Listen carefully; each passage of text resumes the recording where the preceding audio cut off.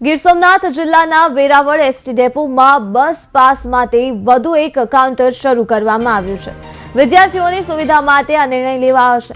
વિદ્યાર્થીઓને અગવડતા ન પડે તે માટે વધુ એક એકાઉન્ટ શરૂ કરવામાં આવ્યું છે। તો દ્વિતીય સત્રની શરૂઆત થતાં જ વિદ્યાર્થીઓ બસ મારફતે કોલેજ કે શાળાએ પહોંચતા હોય છે, ત્યારે વિદ્યાર્થી પાસ માટેની ખાસ વ્યવસ્થા કરી અને બીજો કાઉન્ટર શરૂ કરવામાં આવ્યું છે। परिचय थे अपना। मारू नाम दिलीप सांबड़ा। हूँ वेरावळ डेपो मैनेजर तरीके फरज बजावुं छूं।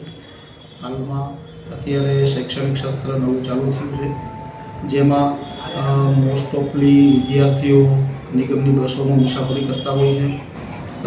अने मुसाफरी दरमियान अने जे विद्यार्थीनी पास मेळववा माटे थोड़ी घणी मुश्केलीओ पड़ती, तेना निवारण माटे चालू शैक्षणिक वर्षे अमरा द्वारा अलग बे काउंटर चालू करवामां आव्या छे अने सतत अमरुं काउंटर चालू रहे एना अने तेमज विद्यार्थीओने बस स्टेशन खाते धक्का खावा न पड़े, लाइनमां ऊभुं न रहेवुं पड़े, एना माटे अमे अलगथी आयोजन करवामां आव्युं छे।